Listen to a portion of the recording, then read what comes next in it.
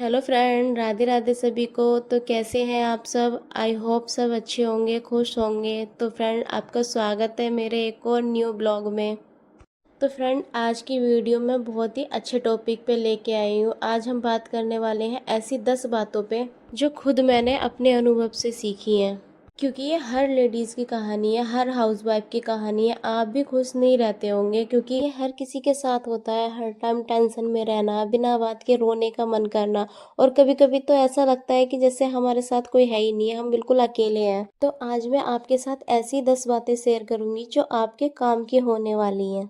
तो वीडियो को लास्ट तक ज़रूर देखिएगा। अगर वीडियो थोड़ी भी पसंद आए तो वीडियो को लाइक करना, शेयर करना, और चैनल पर पहली बार आए तो चैनल को सब्सक्राइब करना। तो ये सब बातें आपके साथ भी होती हैं, पहले मेरे साथ भी होती थी, पर मुझे अब समझ में आ गया है कैसे खुश रहना है, कैसे टेंशन फ्री रहना है। तो सबसे पहले क्या था कि लोग क्या सोचेंगे।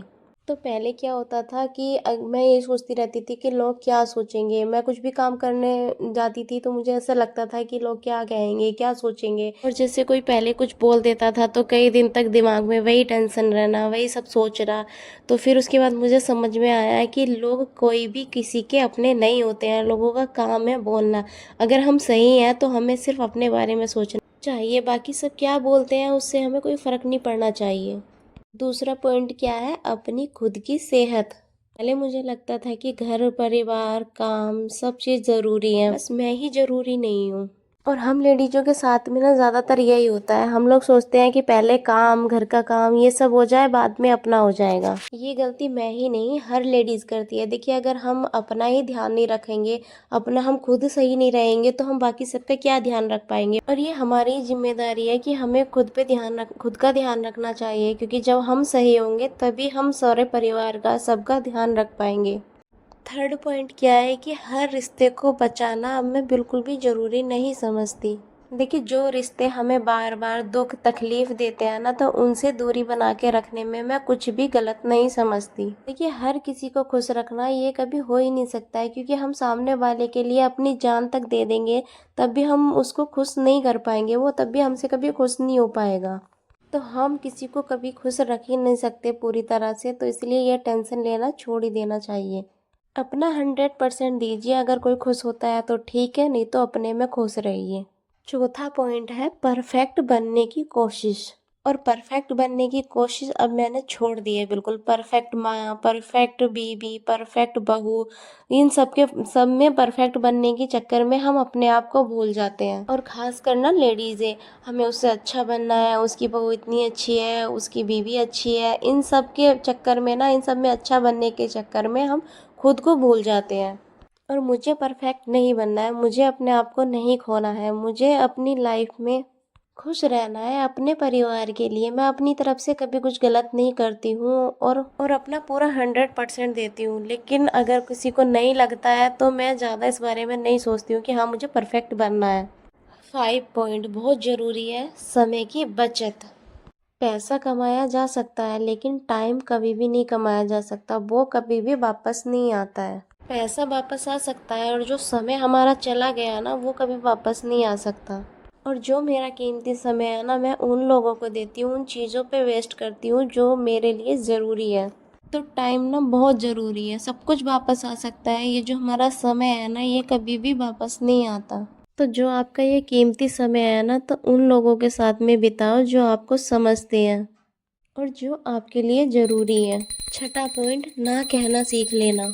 पहले ना मैं सबको खुश करने की कोशिश करती थी, फिर मैंने नोटिस किया कि हम किसी को कितना भी खुश कर ले, एक समय पर सामने वाला हमें बुरा कह ही देता है। और ये सच्चाई है। आप लोगों के साथ में हुआ हो तो ज़रूर कमेंट करके बताना। आप किसी के लिए 100 काम कर लीजिए, अगर आपने एक काम को मना कर दिया ना, तो आपका जो पहला किया हुआ है ना, वो सब बेकार चला जाता है।